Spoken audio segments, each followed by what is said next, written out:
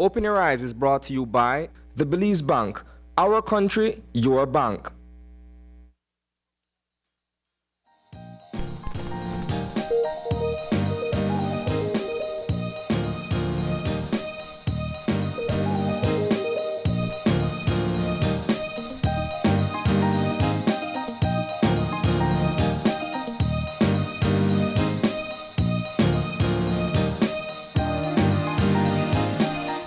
Good morning and welcome to Open Your Eyes. Start your morning right. I'm Marlene Cuellar. And I'm Gavin Courtney. And thank you for joining us this morning.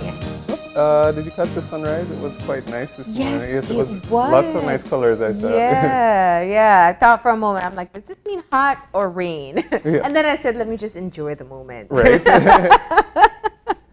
Always trying to figure out things, but it was a beautiful start to the day. Yeah, it really was. Yeah. So, it's a great way to start the day. In addition to starting your morning with Open Your Eyes, right? That's right. And unfortunately, we do start on a sad note as we do have a news update for you. There was a shooting confirmed in Unitedville, Cayo, where two young people, a child and an 18-year-old, were shot in one shooting incident. At this time, we know that the 18-year-old has succumbed to the injuries and the 9-year-old is hospitalized. We don't have all the details. We don't have the official update from the police department as yet, but we do know that one of them have passed away. Yes, and of course that is extremely concerning. We want to share our sincere condolences to the family and loved ones of everybody who has been involved in this shooting, because of course it's always it shines a bigger spotlight, and it's always more unfortunate when such young people are involved in these activities. We know that this follows a recent spate of violence that has been ongoing throughout the country, particularly in Belize City, where there recently has been a state of emergency declared. But of course, this shooting did take place in Unitedville, Cayo last night, and we are of course unfortunate. We are unfortunately confirming that the 18-year-old did die as a result of his shooting injuries. Yeah, and it was just before curfew time, so it wasn't outside of curfew time. What we know so far is that it was a bit before 9 p.m. and the young man who died, Lloyd Myvitt, was actually pronounced dead on arrival at the hospital. We do, of course, send healing thoughts and prayers to the family of the 9-year-old. I can't imagine. It must be absolutely scary to have them in the hospital and fighting for their life based on this type of violence. Yeah, absolutely. And I mean, 9 and 18 are just, when you think of the ages and something like this happening, it's the level of tragedy is of course unspeakable, and we will of course keep you updated, and we will give you a full report on our nightly newscast tonight of all of that events as we get the official reports coming out throughout the course of the day. Yeah, absolutely. So that's one of the stories that we'll be having later on tonight in the news. And of course, in our news update, we continue to provide you the latest information on what we know about COVID-19. Last night, we had Get the Facts, or a show that we do in collaboration with the Ministry of Health. And we had some young people on talking about why they chose to get vaccinated. It was really fascinating to hear from children. How they went through their own decision-making process. For a moment, I thought, your parents just tell you you have to go. Clearly, that was not the case. These young people talked about how they did their own research, that they went to the World Health Organization sites and read up the information for themselves. So many of them talked about, the fact that they want to take the vaccine because they want to be back in school. Oh yeah, for sure. I mean, after such a long break from face-to-face classes, we think we can't really imagine the toll that it takes psychologically on children, particularly young children, as they're developing, and they're missing some key stages of development along with their friends and classmates. Everybody's really itching to go back to school. I know parents are as well. Yeah. So, you know, that was, of course, a very refreshing conversation. Yeah. And, you know, this is just a reminder to all our viewers that persons 12 and older are eligible to go get vaccinated. 12 persons between 12 and 18 are able to get the Pfizer vaccine. And anyone over 18 is eligible to receive one of the other vaccines, such as AstraZeneca. We have Sinopharm, Johnson & Johnson. So there are a variety of vaccines that are available. Belize is quite lucky. Yeah. Still, if we compare to even some of our own neighbors in the Caribbean. So we do encourage everybody to go out and get vaccinated, so that we can get closer to our goal. Yeah, absolutely. And you know, one of the young ladies last night spoke of the fact that she, at one time, did think that she didn't want to get the vaccine because she had her own concerns. And it was interesting because her parting shot was basically, you know, I have also had questions about the vaccine, but what she wishes adults would do is what they as children did, which is, you know, try to find the relevant sources of information to be able to properly equip them to make the decision. So I thought that was really interesting hearing from more young people. But, you know, Gavin, I've been asking parents since yesterday just how their children feel about going back to virtual class. And I have to tell you, you know, the reports I get is, and these are especially younger children, is that it's tough. Oh yeah. You know, it's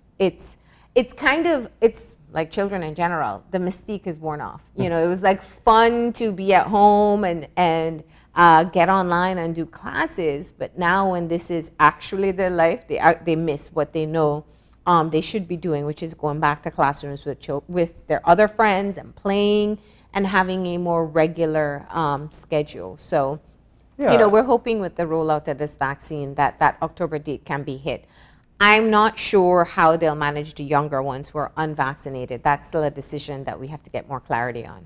Yes, absolutely, and that's also something that the entire global community is wrestling with right now, how to safely reopen schools at all levels. Yeah. You know, we are, I suppose, going to have to see what's going on and listen to what the latest science is saying in relation to how safely the vaccines can be rolled out, if possible, for younger persons, and if not, what is the best way to go about it. But you're absolutely right. People are, I mean, you know, the children are ready to go back to school. I mean, if you could imagine being at home, you know, for more than a year.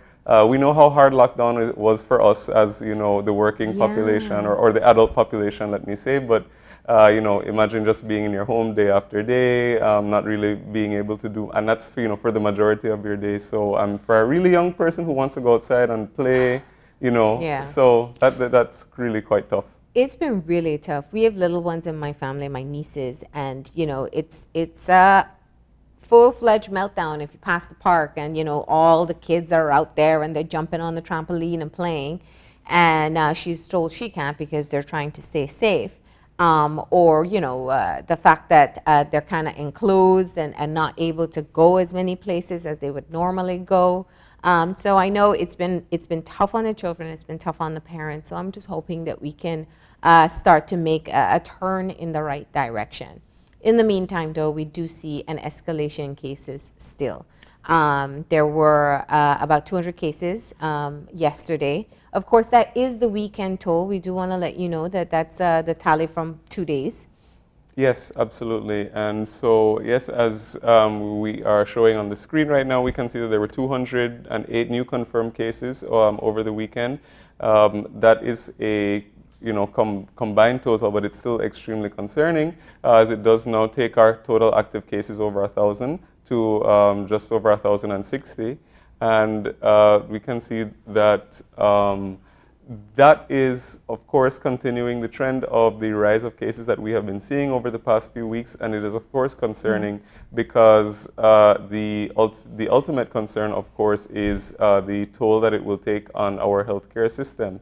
And, just before we got started, I was talking, Marlene and I were talking about situation in some of the other countries that surround us, as we often do, because you know, we compare what is going on by country to country, and even in the Caribbean, several countries, especially Jamaica, are facing very critical points in terms of the overloading of their healthcare system. We know in Jamaica we're seeing a severe shortage of oxygen. We've seen that in other countries such as India, Mexico, and they're now going through their problem. And of course, we want to do everything possible to avoid a similar situation in Belize. And I mean, let's give full context here. That's Jamaica's situation, even with rigid regulations. They have partial lockdowns where, you know, they're only allowed out for certain, I mean, you know the hours, they're only allowed out for a certain number of hours for the day. So when you think of the fact that they're still battling this extent of a wave, even with all those restrictions, it shows you just how determined this variant of COVID-19 is. Oh yeah, and you know, if we look at, you know, even the rates of hospitalization in the US, we're seeing places, especially Florida, is also going through a very, it's a huge, we can call it a crisis at this point. Yeah. And that is also directly correlated to the amount of vaccinated versus unvaccinated persons.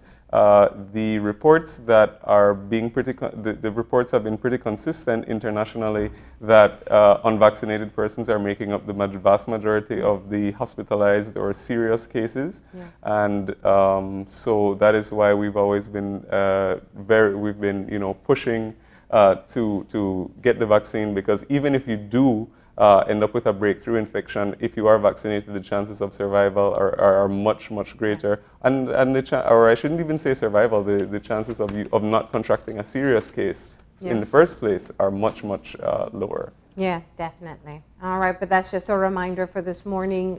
Follow through with all your protocols. Even if you're vaccinated, wear your mask, watch your distance, wash your hands, and be extremely careful in interacting with other people. And shared spaces, because there is definitely a large spread of COVID-19. We got to keep things moving for this morning because we got a packed show. So, of course, we're moving into our eye-opener, some motivation to get you going. And our eye-opener for today goes like this. The journey to finding a relationship is just that, a journey that uses all of our life wisdom and experiences. Before we embark upon the journey of finding the relationship that is right for us, we may want to take the opportunity to refine our concept of who we are and our ideas of what we want from life. That way, we are clearer on the kind of person we want to attract into our lives. Part of the journey of finding a mate is learning how to become our own mate. When we can learn to meet our needs without relying on someone else to complete us, we don't have to form relationships from the space of needing or emptiness to be filled. Getting to know who we are and learning to love ourselves creates a solid foundation of self that we can bring to any relationship. Finding the relationship we want can come early or later in life. It may even happen again and again in one lifetime. There is no right or wrong for how to find a relationship. Nor is there a timeline that you have to follow. Follow your heart, listen to your inner voice, continue to become your own soulmate, and stay open to love. The journey of finding the right relationship begins with being in the right relationship with yourself. I don't know, was that directed at me? Or is that just, I'm kidding. Let me start, Gavin. I'll give you some time. No, I love it. I think, you know, we don't spend enough time talking about how to build that sense of self-love. And it is really difficult. It is a process that you have to actively pursue to become comfortable enough with yourself and in your own identity, separate from people that you choose to partner with. And so I think for me, that's what the eye-opener drives home. A key thing I know in my process is really looking at people for who they are. You know, what are the values that they have? What are the values that are important to me to have around me?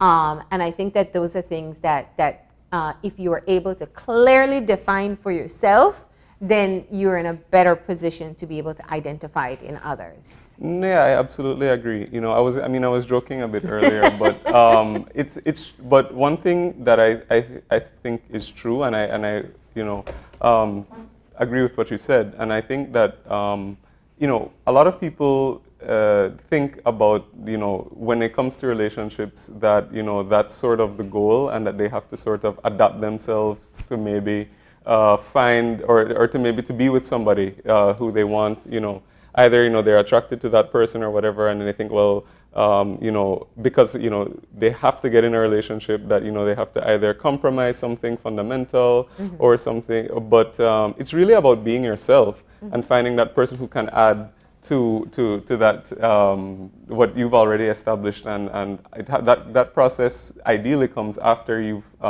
done all the things that Marlene has said, and you've really found yourself, and you've been able, and you find that sort of clarity to decide what it is you really want.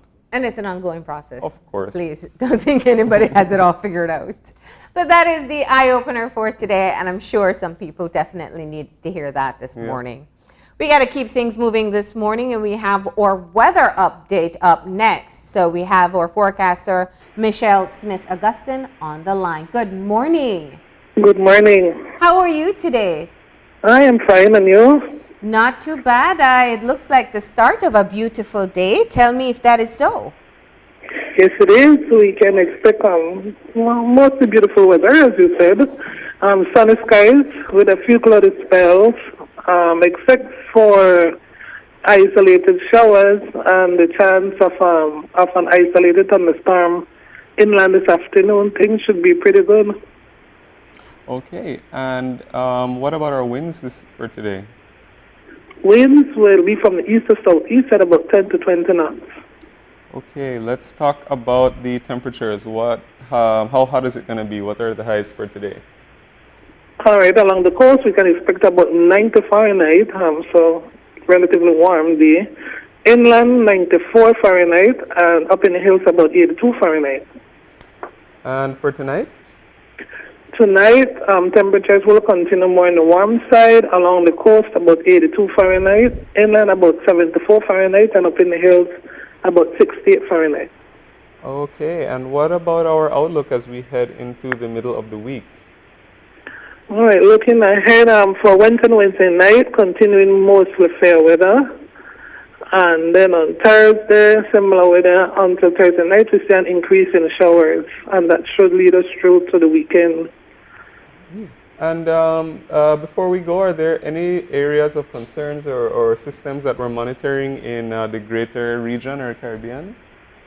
Not in our area, and also not in the Caribbean. Out in the Atlantic, there is tropical storm Kate in the middle of the tropical Atlantic, and a low pressure just off the coast of Africa. Except for that, we don't have anything, you know, of immediate concern in the tropics at the moment.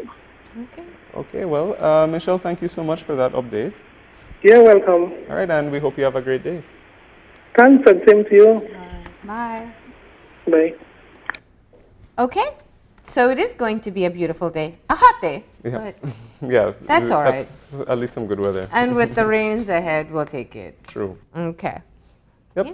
But we do have to get started, and we have a super packed show, as Marlene said. Our first conversation this morning, we are going to be getting an update from BSI in relation to the ongoing situation with the Belize Sugarcane Farmers Association. We're actually going to get a response from them in light of a release that was issued yesterday by the association, and just get an update on the way moving forward with that relationship. So that's going to be our first conversation.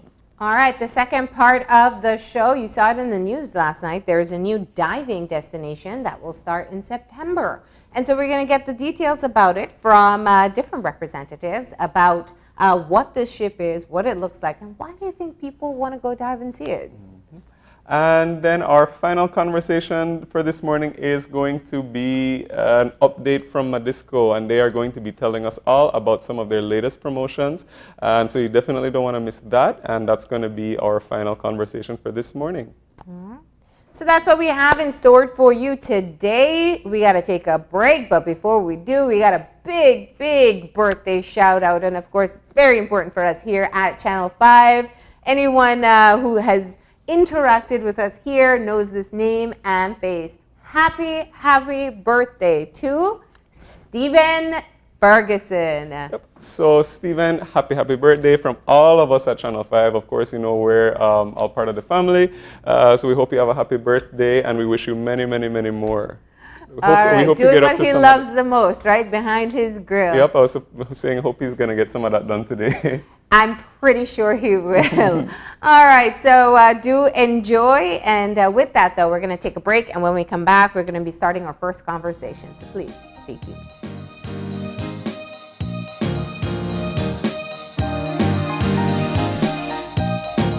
It's a fact that with Smart, you get truly unlimited everything.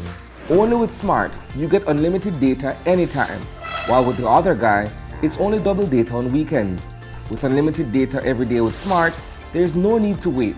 So, it's a fact that our unlimited plans beat the competition. Stop being measured and told when to use your data and get unlimited talk, text, and data. Experience the true unlimited plans with Smart. That's a fact. Make the switch and live smart. Good morning, sweetie. It's time for school. Are you a teacher or public sector employee who is thinking of owning your new home? Get the keys to your new home with Belize Bank's all-inclusive mortgage, the best financing option in Belize for your new home purchase or construction. Inclusive of all mortgage-related fees, no down payment, affordable terms, amazingly low interest rates. Visit our nearest branch to speak to one of our financial advisors to discuss how you can be one step closer to owning your new home. Some conditions apply.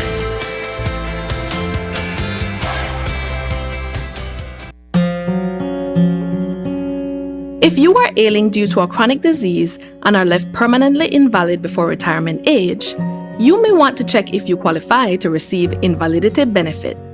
The invalidity benefit exists for persons who are unable to continue working due to permanent illness. To qualify, you must be under 60 years old, must be sick for 26 consecutive weeks and certified to be medically unable to perform any type of work, must have at least 5 years of paid SSB contributions and at least 5 paid within the 3 months leading up to your illness. If you do not qualify for the invalidity pension, you may be eligible for the invalidity grant. Want to know more about invalidity benefit?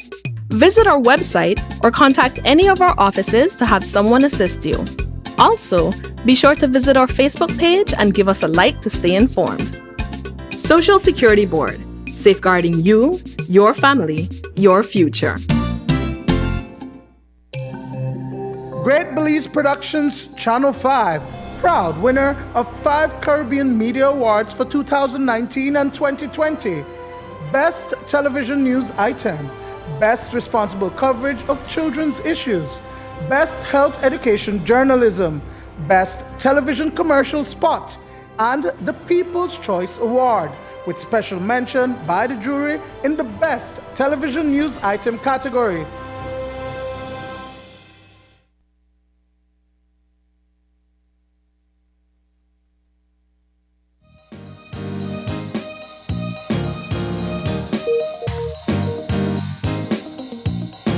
And we're back. And if you're joining us right now, we are just getting our first conversation for this morning started. And as we said from before the break, we are going to be getting an update from Belize Sugar Industries Limited in relation to the current situation with the Belize Sugarcane Farmers Association. And joining us for this conversation, we have William Neal, who is the Communications and Government and Affairs Director from ASR BSI, as well as Mac McLaughlin, who is the Vice President and International Relations of ASR and BSI. Good morning, gentlemen. Good morning, Gavin. Morning, Marlene. Good morning to you both. Thank you for joining us. We appreciate your time and for giving us this update. I suppose we can start just for the benefit of our viewers by giving a little bit of history and context just to get us started by showing us what is the source of the dispute and sort of what are the key issues that are at play right now. Sure, Gavin. Well, if I can start, I mean, we've had a long-term commercial agreement with 4 cane farmer associations for a period of time now. In fact, it's almost 7 years, and that's a value share agreement where cane is paid for on the basis of a share of the value of the value attained for sugar and molasses. And also in 2015, we added in a quantum for bagasse as well, a payment for bagasse. And that essentially has been the commercial agreement that governs the sale and purchase of sugarcane for decades, actually. It hasn't changed much over that period of time.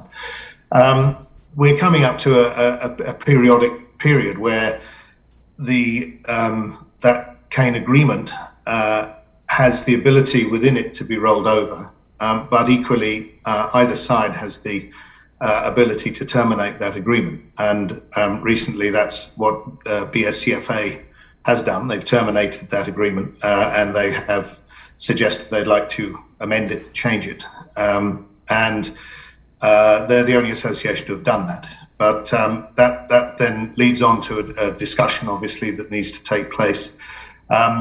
So far, what we have suggested, the cane purchase agreement is, I think, a good agreement for farmers. It shares any of the added value that BSI invests and attains from the mill directly with farmers. And part of our strategy has to be, if you like, to grow the pie bigger so that everybody gets a bigger share, rather than to discuss how that pie can be divided in different ways. And so we have suggested to BSCFA that we think it's in the interest of the industry, particularly coming off the back of a few difficult years, both for the mill and for farmers, to simply roll over the main elements of that agreement into the future. And we have written to say that, and I think the next natural step would be for us to meet and to explain our rationale for wanting to do that. But in the meantime, BSCFA have just yesterday actually come back with some counter proposals, which we haven't had time to assimilate properly at this point in time. But that's roughly where we are at the moment. So what has happened is they've triggered the clause for a renegotiation of this agreement. But the issue that really flared up at the end of last week was the decision by BSI ASR to issue an open letter to all farmers, essentially saying that you don't think this is the right time for a renegotiation. And that has caused upset by the association. Why did you choose to send that letter out? Well, there were 2 reasons, Marlene. The first was that, and I can't comment on how BSCFA does its internal communication, but we were receiving a lot of requests from farmers for information about what the situation was. We felt that it was appropriate to let farmers know. I mean, we of course have a cordial, constructive relationship with the associations, all of the associations, but equally, we communicate with all farmers who deliver cane to our mill. The second reason was because I think, I know, in fact, it's not very well understood among ordinary cane farmers what BSI's strategy is for retaining the future viability of the mill. That's our investments in added value products. It's our investments in improving efficiency, for example, through the export of sugar, all of which farmers will share the benefit of. So from periodically we send letters out to cane farmers, and this was addressed to all cane farmers, just explaining the benefits of the investments that we're doing, because frankly, and I know for a fact, because I've spoken to a lot of farmers who really don't know that, they're not being given that information. So that was the reason for sending out an open letter to farmers. It was in no way meant to be disparaging to the association. We've also written to the association about the commercial agreement. So I'm not really sure what the fuss was about. Yeah. Well, I mean, let's go back to 2014 for a moment, just to be able to provide some context. It was a really challenging time to hammer out this particular trade agreement that is now coming to an end. Is that the primary concern, that perhaps you will end up in a situation where it will be difficult to come to a mutual agreement? Well, I think it's probably more concerning than that. I think what we have to consider, particularly coming off a difficult period for both mill and farmers due to very low sugar prices, global sugar prices, to which we're largely exposed. The difficulty is what we don't want to get into a position is where the industry is no longer viable, because that I don't think would help anybody. That wouldn't be a very positive way forward. And you're right, the discussion that really centered on payment for bagasse 2014-15 were very damaging to the industry. And while I don't want to get into specifics of what's being suggested is to be put on the table for any discussion, due really to the respect for commercial confidentiality on that. There are a number of points that we've had in the commercial agreement for, as I said, for decades.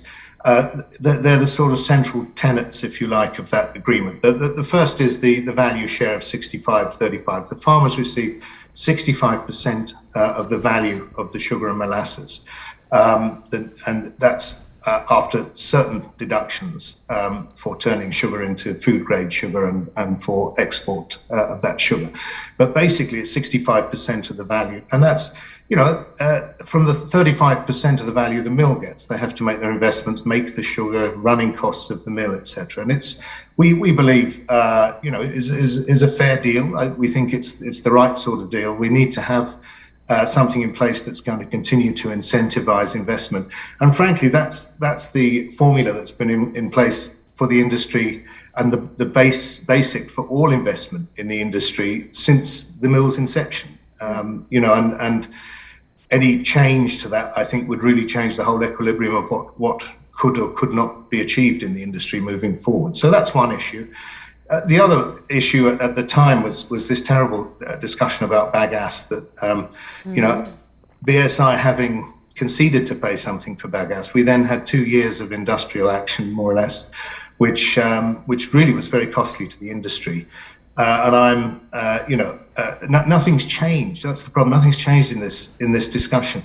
We explained at the time that the power purchase agreement, which dictates how much BEL pays for electricity from Belcogen, did not factor in a value for bagasse because it was a waste product that we needed to get rid of. And that hasn't changed. It's the same PPA. So frankly, there's nothing to share there. If a new PPA were to give a value for bagasse, then that would be a different matter. But that's not the case now. And of course, we don't want to go back to where we were. That would be a very retrograde step. So there are a number of core components of that agreement that we feel, are not only just and sensible, but particularly in this environment where BSI and ASR are investing heavily for the future viability of the mill through increasing the value of the products that are made, which we're demonstrating to farmers through our open letters how we're doing that. I think it makes a lot of sense. So the next natural step, I hope, is for BSCFA to agree to talk to us to hear our rationale for the proposal we've made, which is essentially to roll this existing agreement in its main parts over. Well, and you spoke about the core components, which you said that you don't really see room for, let's say, negotiation.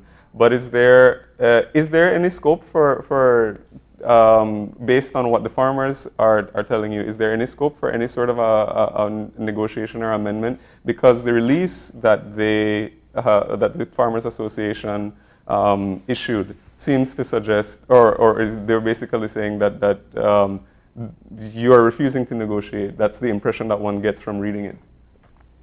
No, look, we respect the BSCFA. It's a major stakeholder in the industry, and I think what we were missing were any proposals, and we were hearing things coming through the wires on what may or may not be discussed. In fact, most of this was coming through BSCFA's media outreach in advance of of sending us any proposals. So, I mean, I think, that I don't think it was helpful in building a constructive conversation. But as I said, we've received some proposals now, and we will do due diligence on those proposals and respond to the BSCFA in an appropriate way once we've done that.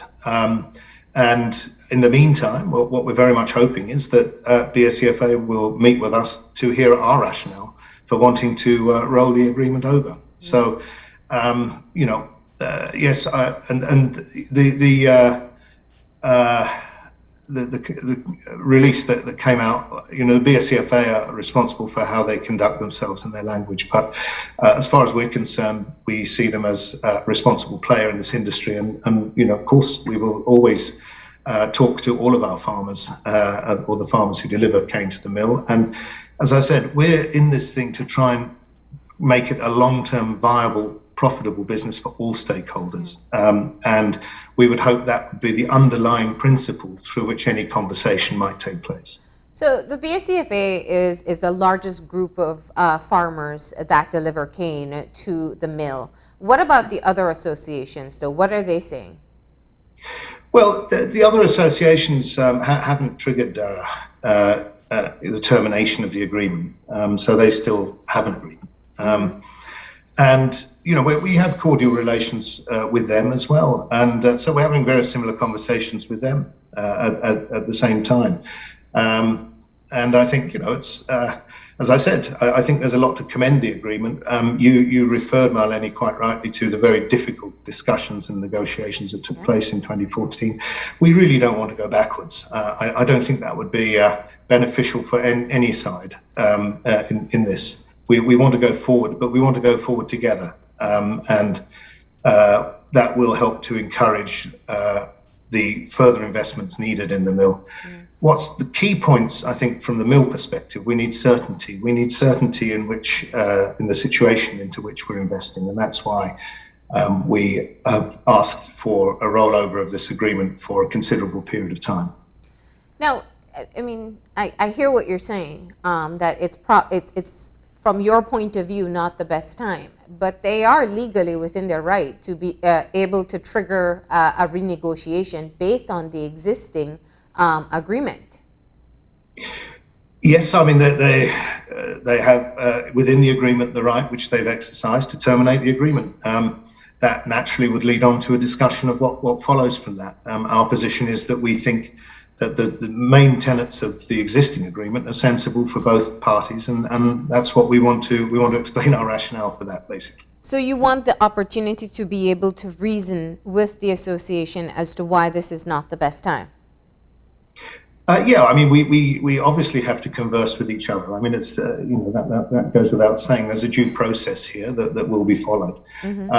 But it does leave a certain period of uncertainty now, depending, of course, on how that kind of conversation can develop.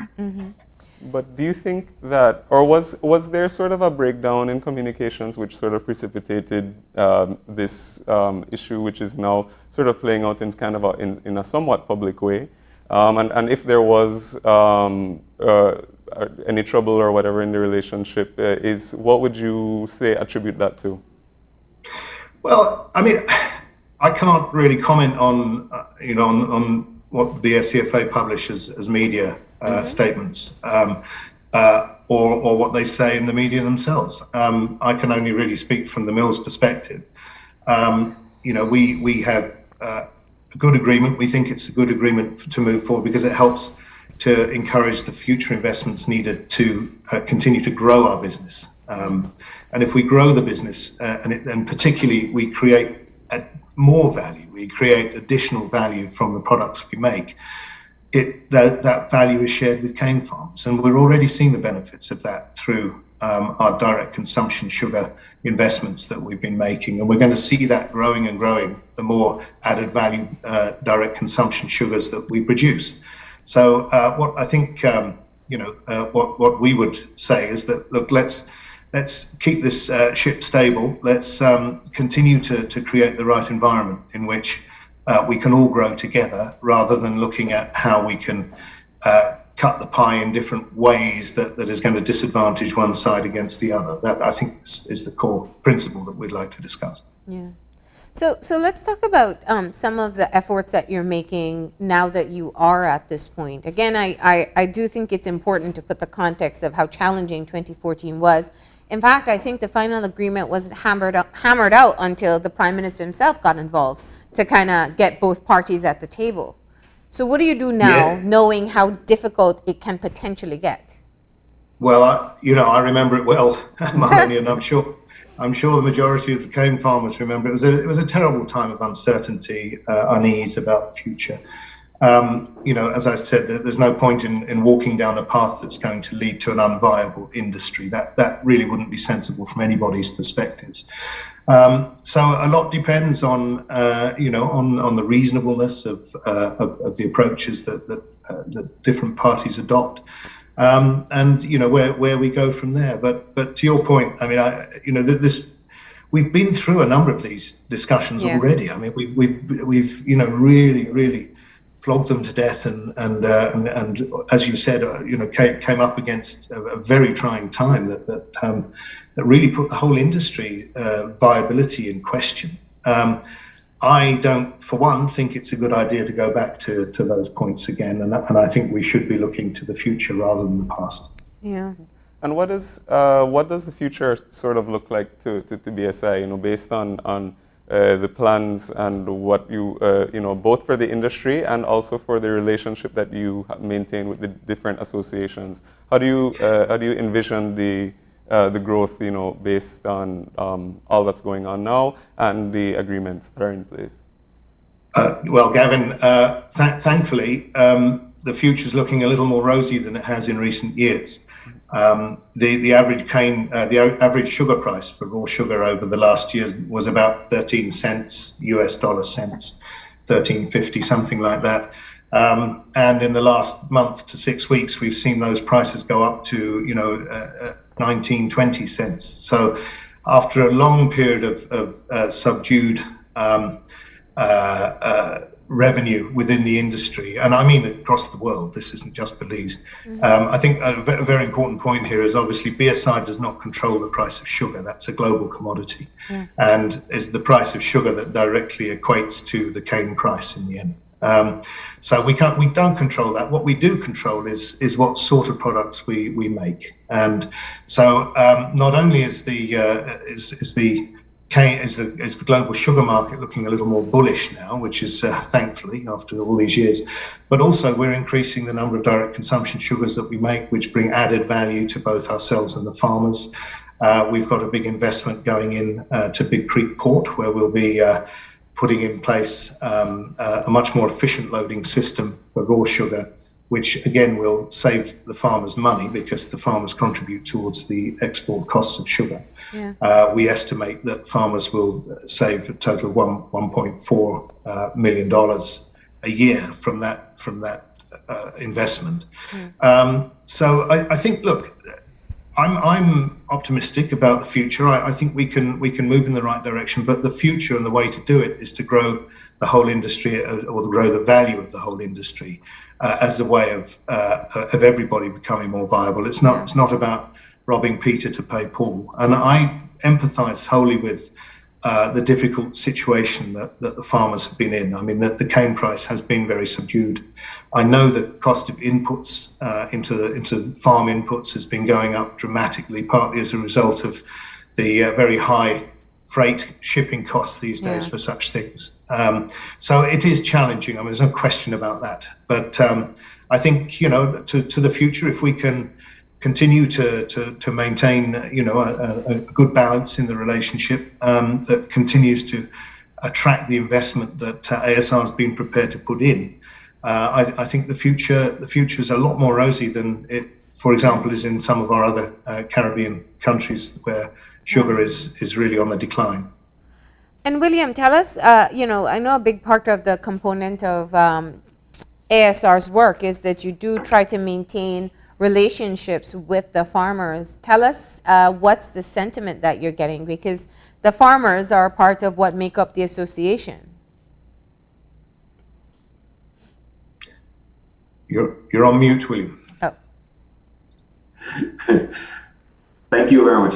A big part of the work is the communication that we have with farmers, and we do have a very strong team led by Olivia Velez that deals with farmer relations on the ground. What we continue to do through our field officers is a lot of outreach to ensure that we're talking to farmers on a daily basis, but we're also looking at strategic ways of bettering the farms and the way that we collaborate with farmers. As Max said, it's important that as key stakeholders, the farmers are encouraged to move along with the industry. So it's not just looking at what can be done at the mill level, it's also looking at what can be done at the farm level. A big part of the work that has been done there has to do with behavior change kind of projects where we encourage farmers to come on board with us, and there's a transfer of technology. As a matter of fact, the IADB loan that we have has a very strategic, important, that will look at cane farm development in terms of what are the best strategies for them to move forward and develop. The big challenge for us as a country is productivity at the farm level. That's something that we definitely have to turn around. And we have been working with farmers to do that through programs like the one that we had with Hershey that actually looks at the readiness of cane in the fields before they're cut. We're looking at ways that we can just use technology to actually improve productivity, because really sugar is made in the fields. It's not made at the factory, it's extracted there. And so the two need to go hand in hand. So the communication between the farmers and improvement at the farm level is important to what we're doing at the mill, because they complement each other. Yeah. And, you know, and Mac, you said earlier, you know, just going back to this dispute, or that on the issue of, you know, growing the industry and stuff, you had used the expression, you know, the way forward isn't, you know, robbing Peter to pay Paul. And I think, or is it then that the main issue really here is just about profits and profit distribution, and that perhaps, you know, they want to negotiate to see a bigger share of, and is that the heart of the issue? Well, Gavin, you know, I wish there were some profits. You know, we're in the process of borrowing a lot of money right now to continue with our investments, both from our parent company and also from the IDB. You know, we've had some difficult years, as I know the farmers have. So really, it's not so much a case of the profitability as such. It's how we can invest to ensure that the future of the industry is viable for everybody. And that's, you know, to be honest, we've put our money where our mouth is. We've put some major investments, you know, into direct consumption sugars, where we're proving to farmers, as we did in the open letter, that they are getting a better benefit from that than they would have got from just us selling raw sugar. And so, you know, I think that, you know, we have to be clear where we stand. I mean, the idea of sharing it depends on what there is to share at the end of the day. And so I think we all have to be grounded in the discussion of where we need to go together to make this a more viable and more profitable business for the farmers as well as for the mill. Because to be honest, I think everyone suffered. In fact, people all over the world in sugar have suffered because of low global prices, particularly countries like Belize, that has a very small population and therefore doesn't consume a lot of sugar. It means we are very, very exposed to what happens in the rest of the world, and we have no control over that at all. When you look at producers such as Brazil and India, who produce so many million tons of sugar, a lot depends on how much sugar is produced and how much demand there is, and we really can't control that. Well, this year was a classic example where you increased the actual quantity, but the value was far less in your exports. Well, You mean in what respect the value was less? What you earned, your earnings. Well, I mean, as I said, it's been a difficult few years. It's not only the global sugar prices, it's also the fact we had a massive drought 2 years ago, which had a big impact on the business. Let me. We have other challenges with climate change that we need to tackle. Yeah. So, essentially, what we're doing is increasing the value that we earn from the sugar by making it into direct consumption food grade sugar. It doesn't need to be refined again anywhere else, and that has a much higher premium than raw sugar, and that is then shared with the farmers. So if we were just left to be making raw sugar, I don't think we would have a viable business. I really don't, and that's why we took decisions to go ahead and do that. And as I said, we're in the process of borrowing a tremendous amount of money, and so it's a matter of proportionality, I think, of how we manage the business collectively, farmers and ourselves, moving into this next era, which we hope is looking a lot more positive. So I know that we're quickly running out of time. There's just a few issues if we can quickly address. As you pointed out, there are multiple investments that you're making in looking at direct consumption sugar, and also the investment at the port at Big Creek. Let me get your thoughts on the ongoing debate about moving your business from Port of Belize to Big Creek. Yes, Marlene, there's a little bit of a correction there, because we're moving the raw sugar part to the port of Big Creek, because it's now been dredged and is a deep water port, and that efficiency means that we and the farmers will have to pay less for freight charges, basically. But at the same time, we're still putting increasing volumes of direct consumption sugar, which is bagged sugar, goes in containers out through Belize City port. So I think there's a bit of a balance there between one and the other. We certainly haven't abandoned Belize City port. Okay, and I think go ahead. The key thing here is the fact that we're trying to look at increased efficiencies, because that's necessary. When you have a low loading rate through the Belize port, because it's not a deep water port, then that affects our competitiveness globally. So that's a key factor. But it's also for environmental reasons as well. You know that the New River has been under a lot of stress. So removing the barges from out of that and the tugs, that is one of the ways that we're trying to mitigate that. In addition to the fact that we're also investing in a water tower in terms of the coolers for the water that is returned into the New River as well. So that's a key thing. So as Mark highlighted, we're doing all these investments to make sure that as an industry, we're ready to deal with the challenges that we have, and they extend beyond climate change to a number of other issues. Remember, the factory is 50 plus years old. You're retrofitting an old factory to really make it modern in many ways. So that requires a lot of investment.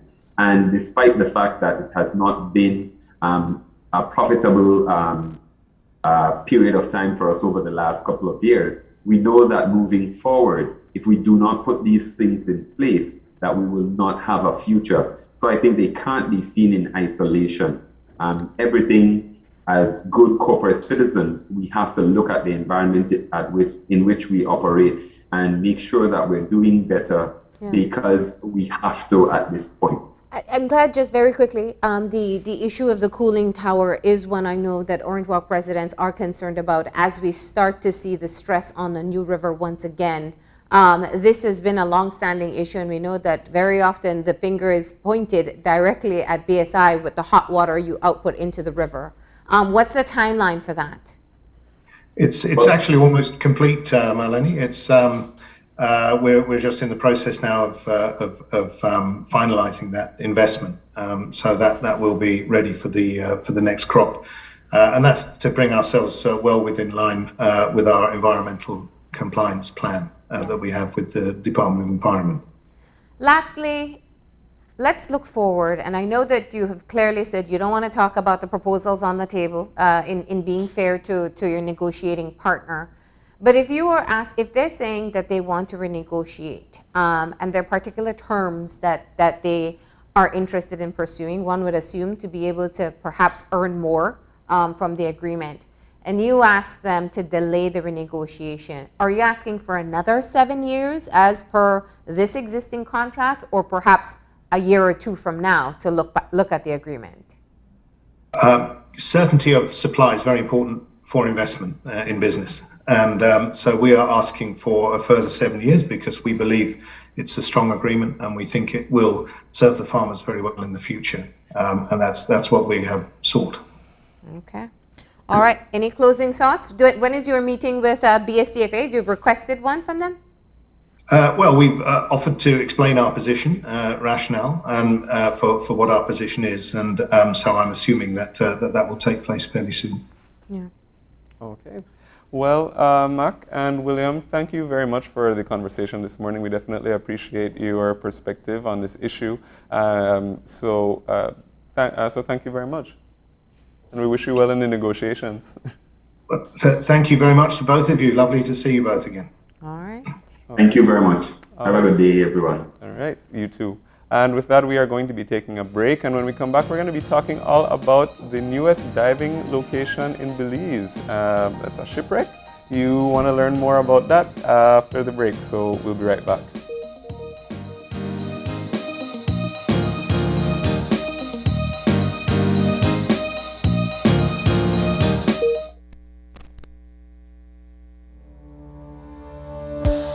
Working off-site doesn't mean you have to be off your game. Studies have shown that simply adding a keyboard and mouse to your laptop increases productivity by 26%. Add a monitor and you'll be 35% more productive. At Fulltech Systems, we have what you need to enhance your remote work or e-learning experience. With devices such as headsets, video conferencing monitors, webcams, keyboards, mice, docking stations, all with the brands you trust.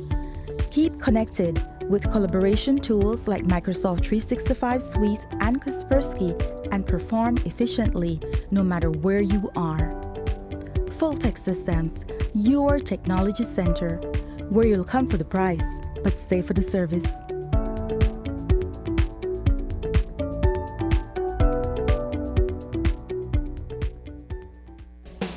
At Belize Diagnostic Center, we offer FDA-approved PCR testing for COVID-19. Get your results as quickly as 1 hour.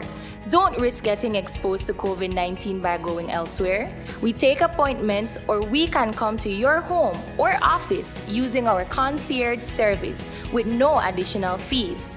We have 10 locations countrywide. Call or WhatsApp us at 613-TEST. That is 613-8378 to schedule your test today. Smart continues to expand its internet coverage countrywide to help you live a smarter life. Our villagers are very happy. They are pleased to know that Smart went the extra mile to put a tower in our village so that our villagers can get live stream on their TVs and they can get their kids doing their online classes. I want to say to Smart, thank you for making it possible for us to get internet in Gardenia Village. We really do appreciate it. Smart continues to take the internet and mobile services to communities across Belize. Now save even more when you bundle your Smart broadband with Smart mobile services. Smart, bringing people together. Whether you're at home, on the road, at work, or at school, if you see news happening or suspect that something might be up, call or text the Channel 5 News Belize tip line at 672-5555. You don't have to give us your name, just give us the tip. That's 672-5555. Call or text us so we can check it out. And we'll be back in a few, so stay tuned. Thanks, Jen. Hey there, we know you have to head out to work shortly, but don't forget that you can stay tuned by watching us on our Facebook live stream. Find us at Open Your Eyes BC, and you can continue watching there. You can also download Facebook Watch on your streaming device, and you can watch at your own convenience. And for all the behind the scenes fun, follow us on Instagram at OYE Belize. So, find us and follow us today.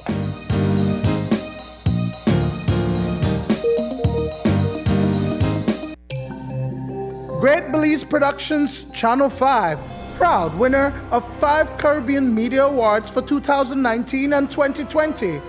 Best Television News Item, Best Responsible Coverage of Children's Issues, Best Health Education Journalism, Best Television Commercial Spot, and the People's Choice Award, with special mention by the jury in the Best Television News Item category. When someone you love becomes a memory, the memory becomes a treasure. Channel 5 introduces the Daily Obituaries. The Daily Obituaries will broadcast all death and funeral announcements and memorials to honor your loved one's life and memories. The Daily Obituaries airs on Channel 5 prior to the evening newscast, with subsequent repeats at 10 p.m. and 12 noon the following day. It will also be placed online on our social media platforms, all for a standard package fee. Celebrate their lives and memories with Channel 5's Daily Obituaries. Honor in life and reverence in death.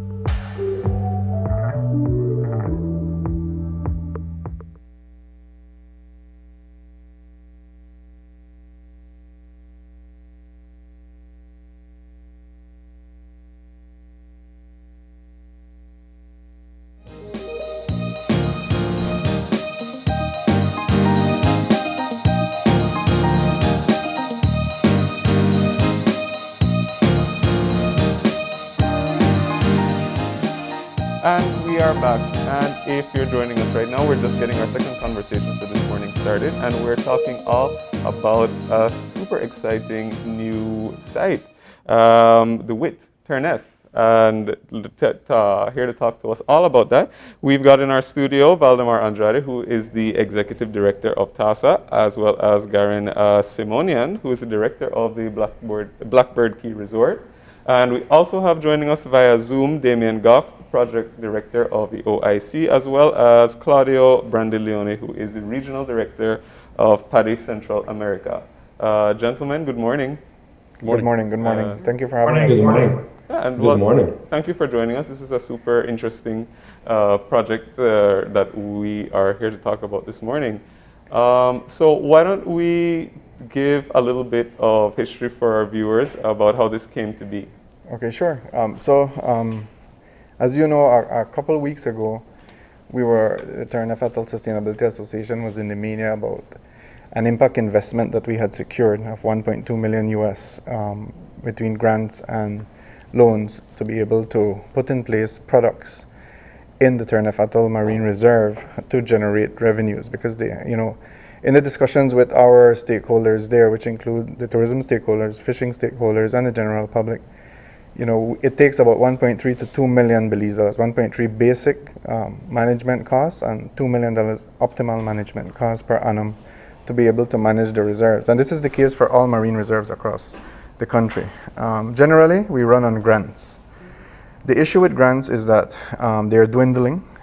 Also, they take some time to secure, between 6 months to 24 months. So having consistent management is a struggle, because the grants may not come in at the time that you have the different challenges and management opportunities that you need to take advantage of. And so it's always a struggle. You always have a deficit instead of a surplus. And so we have been looking at how do we pioneer a blended finance approach to be able to manage these reserves. I think not many people understand that we are a natural resource-based economy, and that the protected areas basically are the backbone of that natural resource-based economy.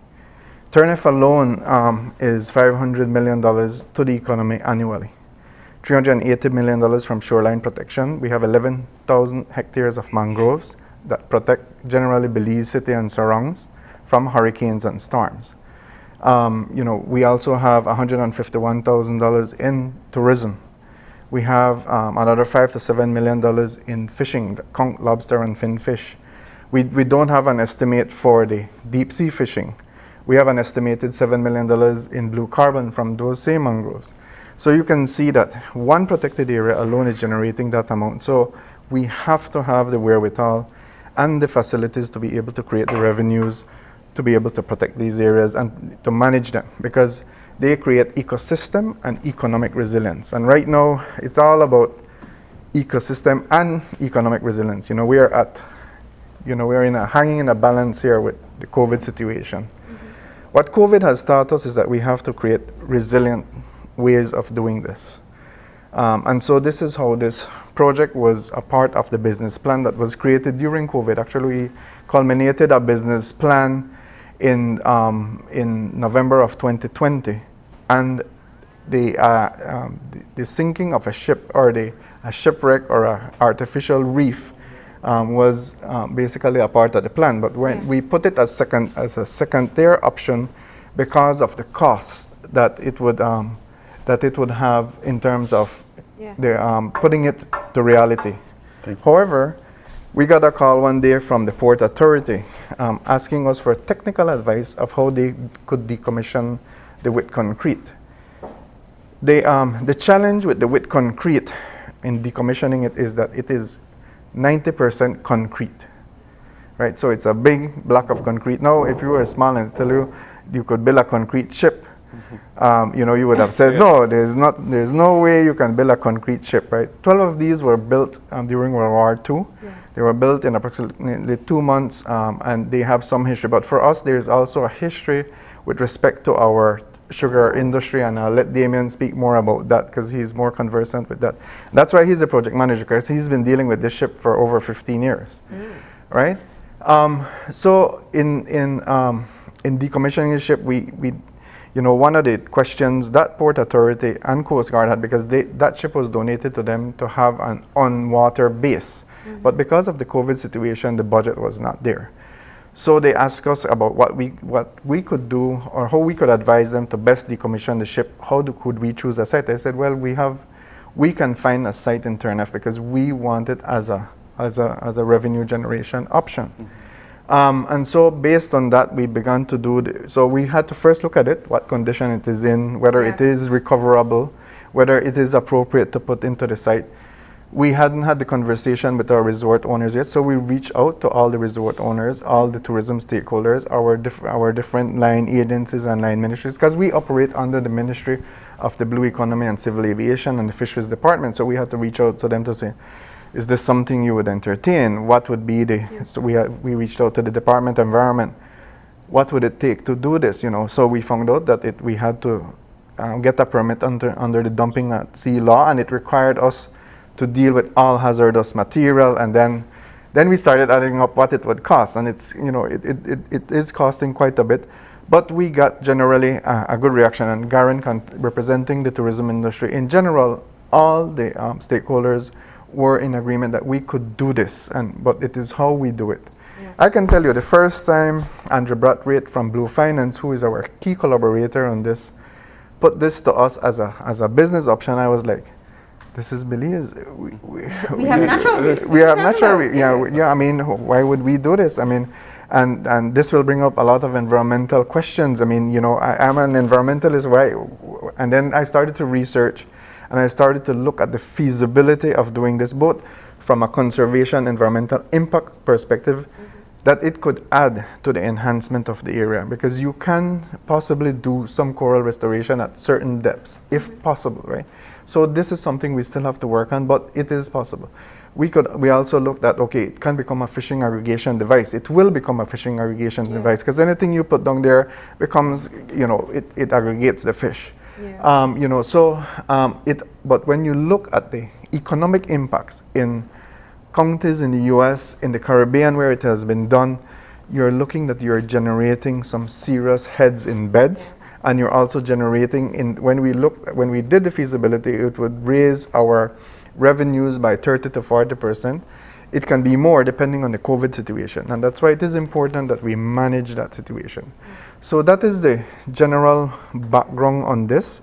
It has taken, I have to say, it has taken a lot of collaboration, a lot of innovation, a lot of science background, a lot of hard questions, looking at yourself, looking at what we do, because we're in conservation, right? You know, there's so much to unpack from what you just said, but let me start with what I think was one of the first questions that came to mind. As a destination that primarily sells our natural environment, when I heard of this project, I was like, well, you know, what are we going to do? Sink cities next? Like what we know in the Caribbean, they're putting together these faux settings for people to go and dive and see. From your perspective, with the visitors that do come, I mean, what do you think is the added value here of having the sunken ship? So, to take 1 second, if there was a way we could sink a city in a way that would not harm the environment or affect the reef or the ocean life, every single water-based tourist in the world would come. Yeah. Right? I mean, divers are an adrenaline rush. They're out for the activity. When you go reef diving, especially here in Belize, it's an amazing experience. When you have something you can also explore, right? Humans by nature are curious and they love to explore new things.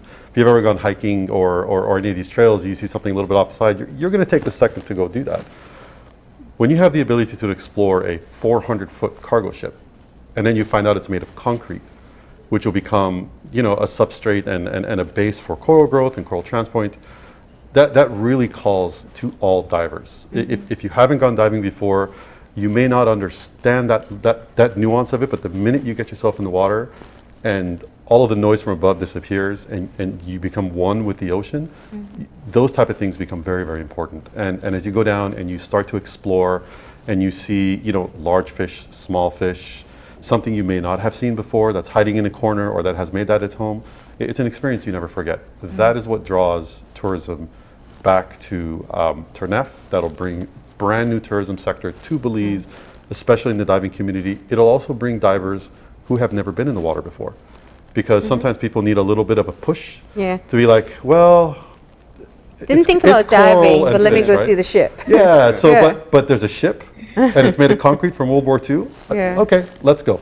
And then to add to that, I mean, if you remember, I did 5 years in tourism, you know, and I learned quite a lot in, you know, the fact that while we were doing this for Turnef and we were driving revenue Turnef, this is a pilot for the entire marine protected area system, but also you have to learn how to align a major product with the national image, with the national product. we are in a COVID situation where we need to now look at whoever is going to travel, we need to be able to grab their attention. So we need to grab a big segment of the attention of those travelers that are going to travel anyway. And so we are looking at how do we create a product that does that? How do we align it and ensure that whatever product we are putting in is going to still keep with the conservation image, is still going to keep with ensuring that we are within that ambit, but also creates a one-up on the rest of the world. There's no other product that's going to be at DEMA this year, at the dive show, right? And so if you look at our numbers and statistics from the BTB, 60 to 70% of the people coming here come to the marine environment. You know, a big segment of that is diving, and I think Claudio can talk a little bit to how that plays into the region and what potential that has. From discussions with Claudio from Paddy, we're looking to create a special certification for the WIT, right? Which is going to give Belize another one up in terms of the dive, the whole dive segment, you know. And so that's going to be in magazines, that's going to be in social media, Paddy's going to promote that because, of course, you're driving that industry. So maybe Claudio can talk a little bit more about that. So this is... Just wanted to quickly add, if you all would allow me, one of the big upsides to this thing as well, too quickly, we're taking something, there's nowhere in Belize that ship could have been disposed of, could have been decommissioned. And because it's made of concrete and it will serve as a natural foundation for coral to grow on, one of the most distinctive qualities, attributes of Belize is our Great Barrier Reef. But Valdemar can tell you, and the scientists can tell you, that there is already some reef deterioration going on. There's coral bleaching, etc. This is a first of its kind historic endeavor to try to rebuild and restore some of that natural asset that we already have. So it has also to be looked at from that perspective as well. And I want to come back to that because that is a critical point. Reef restoration is something that is being attempted, I know, in the north as well. And it is not as easy as people think it is. It's not like planting a seed and, you know, you have a tree. But let's get Claudio into the conversation for a second. Claudio, will this now become one of the must-dos for diving in the region? That's for sure. That's one of the most, will be one of the most important wrecks around the region in the Caribbean. And they will attract many divers. We are, as Valdemar just said, we are trying to put together, we are putting together, by the way, a specialty just for the weak country. So everybody that's going to come in here will come in here, will get certified on that we honor also the people who like Damien and all the other people that worked in the project, as well as their history and the hard work to make it happen. And obviously this is a unique wreck, as Garen just said, because due to made of concrete, that there is no structure like that in all over the Caribbean and all over this part of the world. So this will attract many divers. In past experience, we have been seeing that artificial wrecks have been attracting tremendous potential for the next 3 or 4 years. So this is very good for all the local operations as well as hotels and other related services. Nice. And when you talk about a specialized certification process, what would that entail? This will be training on the weak concrete that will not only will be a wreck diving specialty course that will provide knowledge to get not only outside but inside the wreck as well, but also about their history and all the labor involved. And maybe we're talking to Valdemar, they can take part of the conservancy project that is involved, not only the wreck itself, but afterwards how we're going to be managed. And you know, one of the things that usually comes to mind, I suppose, when talk about development of projects like this is also sort of the impact that it might have. If we do want something like this to, of course, be successful, but that comes with its own challenges as well. Sure. So has that assessment already been done, and what are we thinking about to make sure that this is like a sustainable project? Sure. I mean, I think that's an excellent question. Yeah, and yes, we have. I mean, from the beginning to the end. The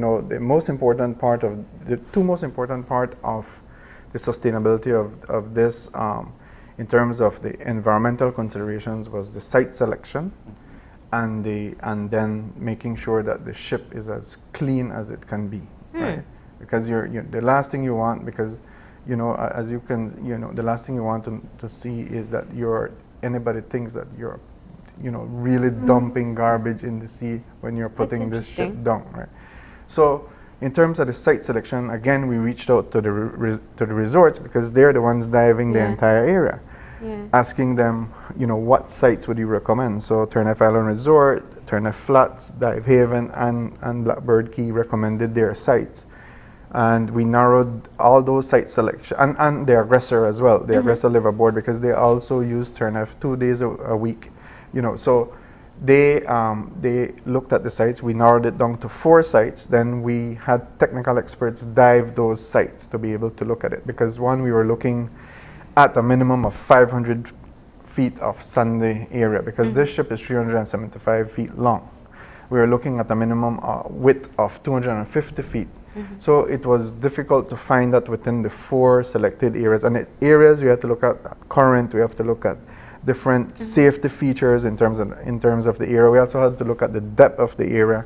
We had to ensure that we wouldn't create any harm to any coral ecosystems, any other ecosystem, any major harm, because again, there's nothing that There'll be some displacement. Exactly, there will be some displacement. Even within the soil, there are organisms within the sand, believe it or not.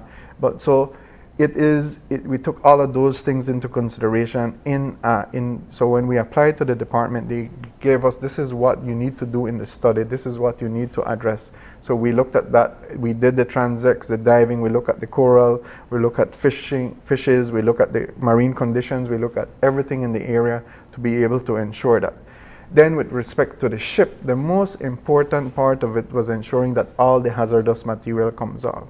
Now, when I did the research, I was like, okay, when I say when you say clean it, I'm thinking, what do you have to clean from the ship? So, when you read at some of the old ships, they have from asbestos. So then I started getting okay, let's see what the ship has, right?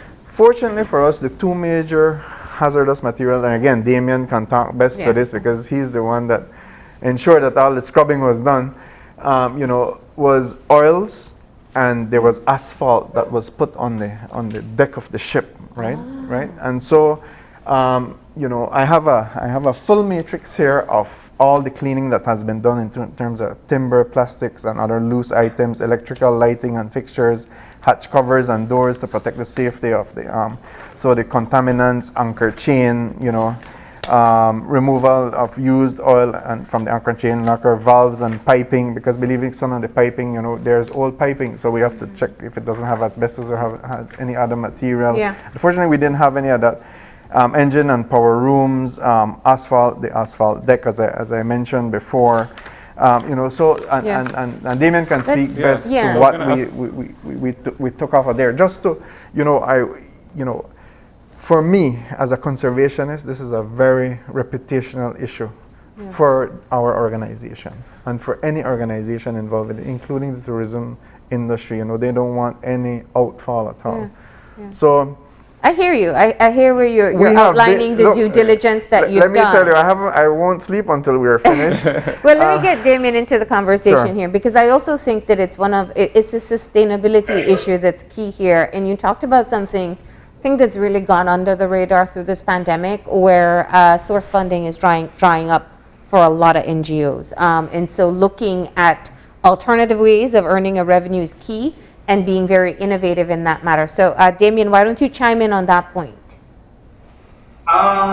That's absolutely right. One of the points that came up yesterday at the launch, a bit of offside discussion was that this is a major positive in every way that you can look, amidst the backdrop of COVID and downturn in economy and all of that sort of thing. This is going immediately. I think Valdemar mentioned yesterday that there are like 18 tour operators that are going to be able to take full advantage of this as soon as the tourism season opens back up in November. There are 4 or 5 resorts on Turnip that will immediately benefit from visitors and guests. And then you have other trickle-overs, because it's not only just those 18 tourism operations that already use it, but more people, more operations. So it is, and Valdemar can speak more to that. They have an actual management plan of how many people per day they will allow to go in, so it's not overused. How you grow that gradually, what other infrastructure you have to put into it. So it's something that is being looked at as bringing a lot of positive energy, a lot of positive effort. It's been 90%, 95% a wholly Belizean brain thrust effort. On the groundwork has been 100% Belizean. Yeah. We've had a workforce, overall workforce of somewhere around 32 people over the last few weeks, doing all the breaking and demolition from Cantos Demolition Services, doing all the hazmat stuff from Greenwave Industries, boat transfers from Guerreros. That's a lot of the positive that has come into it. Yeah. Just during a time when activity has been kind of slow. Yeah. Yeah, so just to add that, in terms of the 4 resorts and the 18 operators, you're talking at least 1,000 people there. But Garen can talk about the interest he's been having already from divers, because the diving community, let me tell you, with the Aggressor Liver Board, for example, through the entire COVID, they have remained filled. I had asked for our business developer to go on board, but she hasn't been able to go on board because they have been fully booked. And this is all diving, and 90% of the business on Turnef is diving. Yeah. I don't know, Garen, if you can talk a little bit about there's probably no COVID on the water, so it's a safe place to go. Come on over there. Let's hope that never happens, right? I can't imagine the fish wearing masks all day. That'd be a funny image. Just taking a quick second to kind of address this as well. Yeah. I think the individuals most concerned about the shipwreck, oddly enough, are the dive resort operators, right? I mean, it's going to be in the waters in front of Blackbird Key, and we really care how this is done. Yeah. As much of a pull for tourism this will be for all of Turnef and all of the diving operations that will come out there to do the dives, it has to be done properly. Everything in the reports look wonderful. It's being done to US EPA standards, which is exceptional. So I've walked that ship a few times, and everything looks great. You can scrape the floors, everything looks good. As far as tourism excitement right now, I mean, the phones are, the term ringing off the hook to come see the wet concrete is accurate. Yeah. I would imagine not just for the resorts on Turnef, but all of the other resorts in San Pedro, the Aggressor, the phone calls should start coming. And if you haven't started marketing it, you should let everybody know that this is what's coming to Belize. So can we talk about some fun stuff now here too? So first of all, it's still above water. You're talking about a sunken ship, but it's above water. Yes. What's the deal? All right. So, so what happened is that it's a process, right? Yeah. So as a part of the process, the first process is that Damien gave me his report to say we are done. Then it's clean. It's clean by his standards. So then I fly in my expert from Miami, Joe Weatherby, to say, yes, this is acceptable. And Garen was on that visit along with the Department of Environment, who has the final say in saying. Is this the picture of the clean version? Yes. Okay. So who has the final say? And this is without, as you can see, it has no rails. All the metal has, most of the metal has come off. So we have also gotten that approval from the Department of Environment that it is to standard in terms of because everything has to come off. Nothing can float back up when there are any oil, any plastics, any debris, any. So that's what Damien is tasked with this week, to ensure that all the little things come off, even from the little straps for the pipes. All of that has to be off because it can hook on lines for the divers. So everything is has to be as best as possible. That we can get it, and then there's a whole day of towing. So as Damien can tell you, that sounds easy. But in Belize, to get the right equipment has been a challenge, and the only equipment that we can get is from the Big Creek port. So they have the biggest tugs, but we have to schedule them. So we have been negotiating back and forth to schedule them, and right now our best guess is that it will be on the 20th of September. So how fitting, right? Right, there you go. So for Independence Day, it should be down. It should be in the water. So it should be down on the 20th. So you're going to physically sink the ship? Yes, so what that process will include is that just now from the aerial shot of the vessel, we're paying detailed attention. You would have seen along that external hull facing you some small squares. Those are actually squares that 4x4 cutout windows that we've cut holes in the hull of the vessel. That's going to serve two purposes. One, when we start pre-filling the cargo compartments with water, as soon as the vessel gets down to that level, water will start flooding in.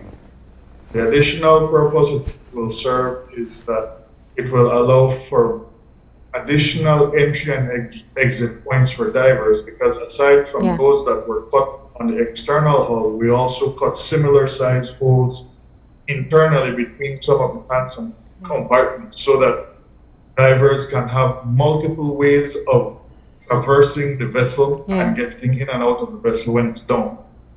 Final component of the sinking, as Valdemar said, we're going to be towing it for about 8 hours. It's a 40-mile journey from where it is anchored right now at Robinson Point out to Soldier Key in front of Lambert. The vessel has never had any sort of functional propulsion steering system. So that's why we needed to ensure that we had high caliber, high powered tugs to be able to pull it. And then when we get there, we start flooding it. There are a couple of compartments that we will be using some explosives. So any cave, at least for us boys growing up, anytime we get to blow something up, that's always fun. Not just the boys, so Damien. We're gonna blow a couple holes in the bottom of it, about 6 feet in diameter, and let nature take its course from there. Our expert, Joe Weatherby out of Florida, says that he expects it to take somewhere in the neighborhood of about 4 to 5 minutes because of the size of the vessel. So you blink, you miss it, you turn away to get a drink, you might miss it. I understand that there will be an effort to try to do some live streaming of the actual sink moment. And so that's going to make for great viewing. Yeah. Controlled explosives and it'll be as controlled the sink as possible, because we don't want the vessel to roll or turn over in any way, because then it'll lose a lot of its appeal. We're hoping that we'll be able to get it down flat, and that the vessel is standing as upright as it possibly can. We're going down in about 80 to 100 feet of water. We did a full hydrographical survey of the area to get an idea of what the slope was. We're gonna take advantage of Joe's time in the country here over the course of this week to try to make sure we put what is the optimal position for the vessel at the location, and then we'll try to send it down as straight as possible and make it function. And lastly, Claudio, just, we're running out of time so quickly. Sure. Claudio, can you just tell us who's going to be able to dive there? Is this ideal for beginner level? Is this experienced diver experience? What do you think it's going to shape up to look like?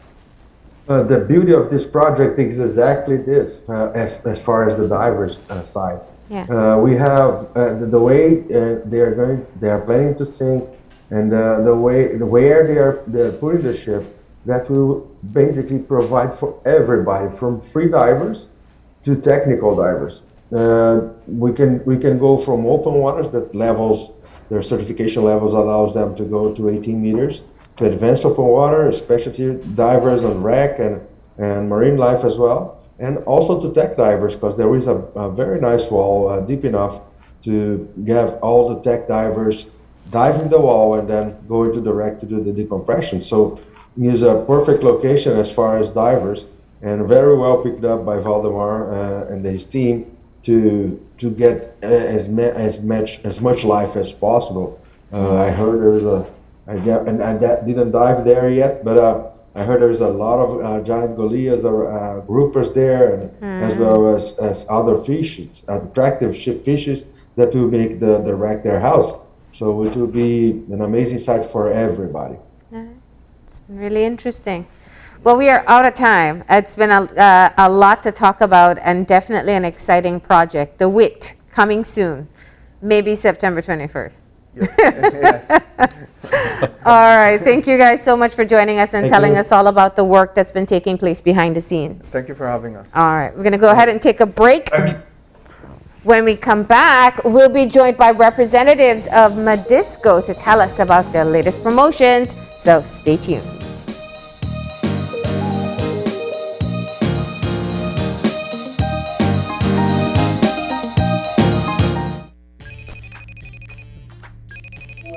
Hey son, how was your first day at sixth form? Really cool.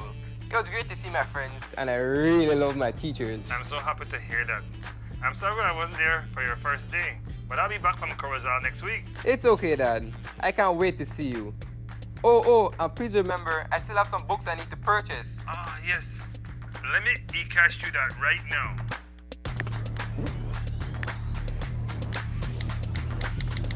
Money has been sent. I add a little extra cash just for you. Whoa, Dad. Thanks. Got it. You're welcome, sir. Download the eCash app today and take your first step into a cashless lifestyle. For more information, visit www.e-cash.com or contact us via WhatsApp at 613-0257. eCash, the future is here.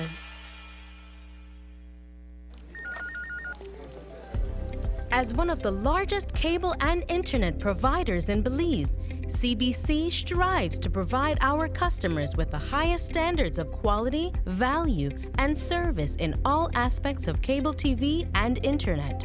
Monitoring our systems closely, our technicians combine creative planning and state-of-the-art technology with years of experience and training to develop and provide the most reliable and advanced cable and internet service to exceed your expectations.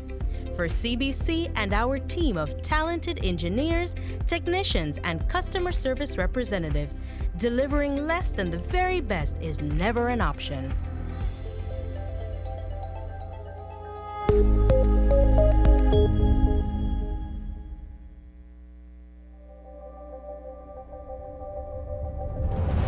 Bringing people together has always been SMART's mission and passion. That is why we are proud to have built a locally independent quality network from the ground up that spans the country with over 100 sites.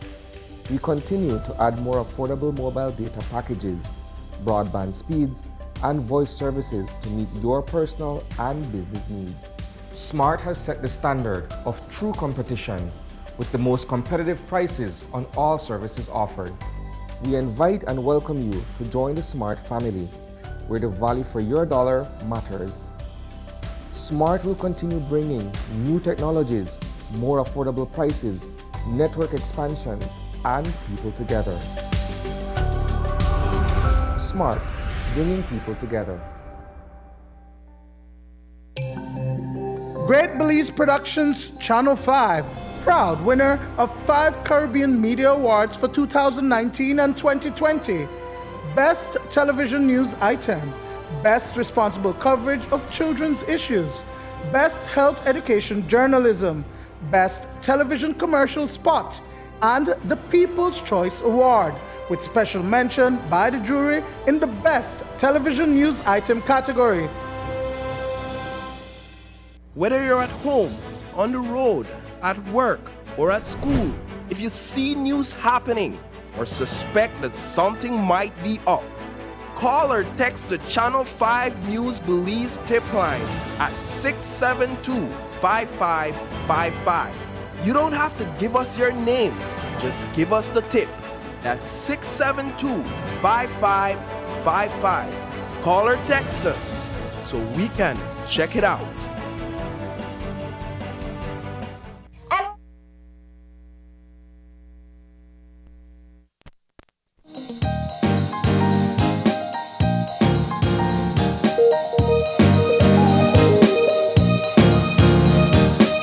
And we're back.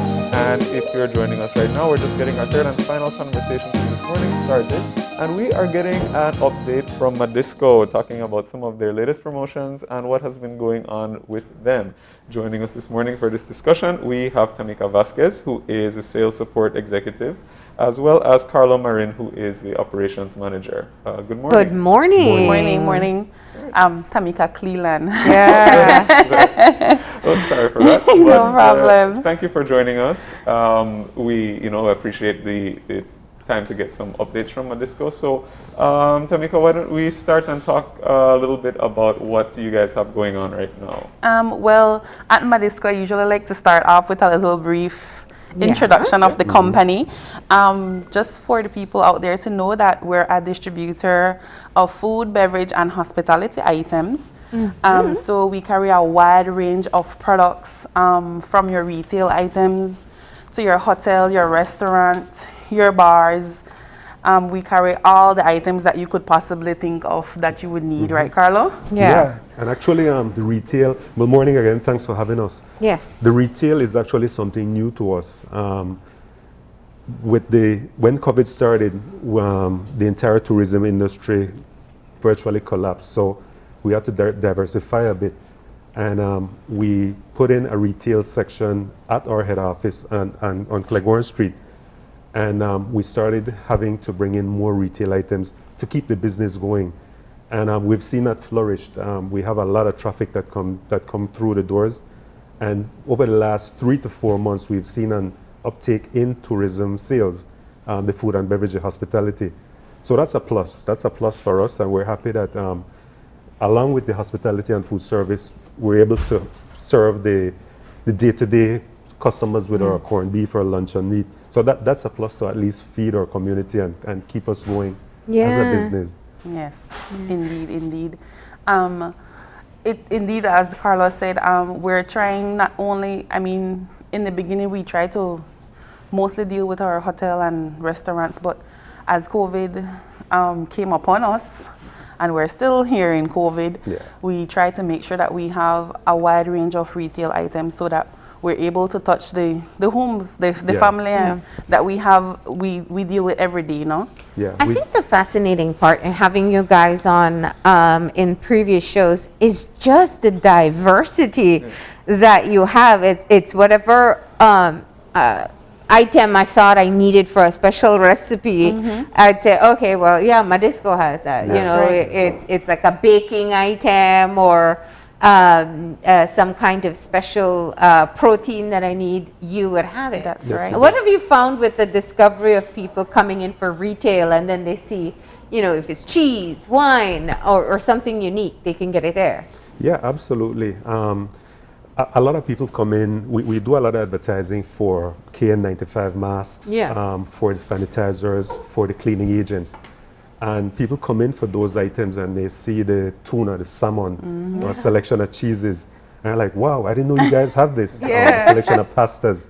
And then they take a walk over in the Oasis at Miss Mala's section and they see the different selections of Italian, French, Californian wines, all the spirits. And I'm like, wow, I didn't realize all this. And immediately you see the baskets just keep filling up, filling up. Calling a friend and say, hey, I'm at Medisco right now. You were looking for this. So that's a plus, and it's exciting for us to know that we're becoming an inclusive store, not just food service related. And one of the surprises is people think Medisco is only by cases. You can come in and pick up 1, 2, 3 cans. And you get excellent prices. You get the same prices as you would at the wholesale level, as you just mentioned. It's also, I guess, if I have a food business, it's a way to test the product too. So if I want like a special, I know you have like your sweet sauces, the flavored sauces. If I want to test it out, see how it works with my product, then I can decide to go with wholesale afterwards. Absolutely. If you want a signature drink or you want a signature sauce or something, you know, you can do the testing, as you said. We have Chef Quilin, who's our brand ambassador, and he's always there to test, and he's the chemist when it comes to mixing and trying new things. So we're here to help. I mean, we're here to find solutions for any restaurant and bar. That's what we want to do. And like I said, over the last 3 to 4 months, we've seen a significant increase in pizzerias, in just homeowners doing fraps, cholis, different type of items, and biodegradables is one of the items that we cannot keep enough of. The PLA cups, the dome covers, straws. So it's exciting to see new entrepreneurs getting into business, and we're there to help.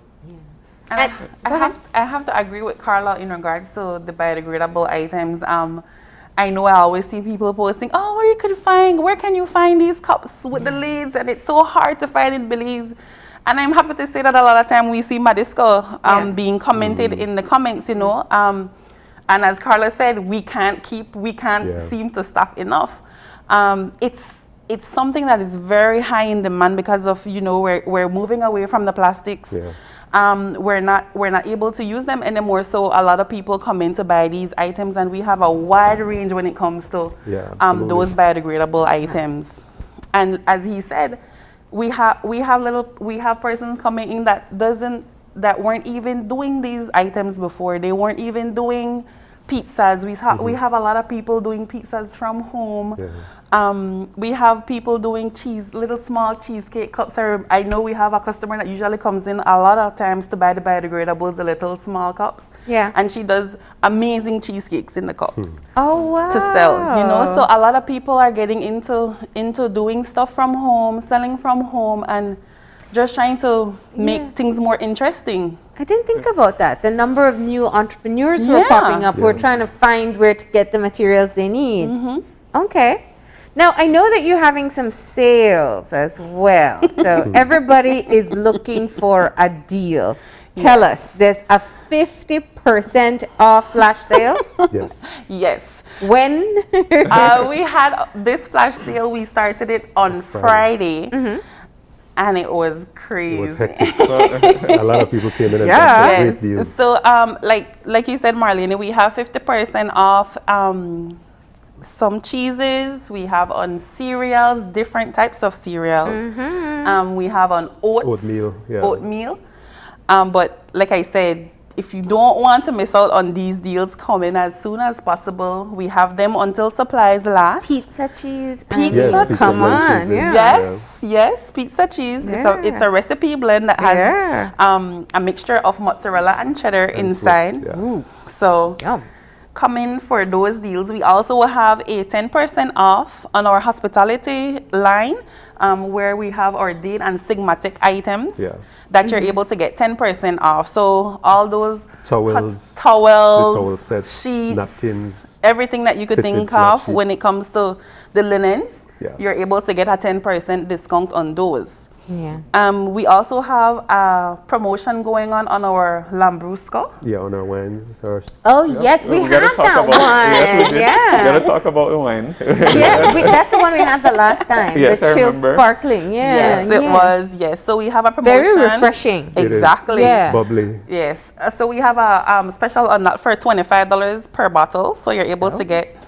So you could come and stock up before 6. So we have a special on that, $25 only per While bottle. supplies last, because we've seen an uptake in that. It's selling quite fast. So I mean, $25, that's a deal. Okay. And you also have the disinfecting products that people need. Yes. From you had like mini alcohol wipes and sprays. Marlene hasn't forgotten the products that we usually bring. Because I get excited. I mean, anything miniature gets they're so convenient. Yes. But I also love the masks. Yes. Let's talk about that. We've actually received a wide range of masks. We try to, I mean, it's a part of our daily lives now. So we want to match. We want to use different colors. We want different little designs for our kids as well. So we have some KN95 masks. We have them in different colors that you're able to get them in.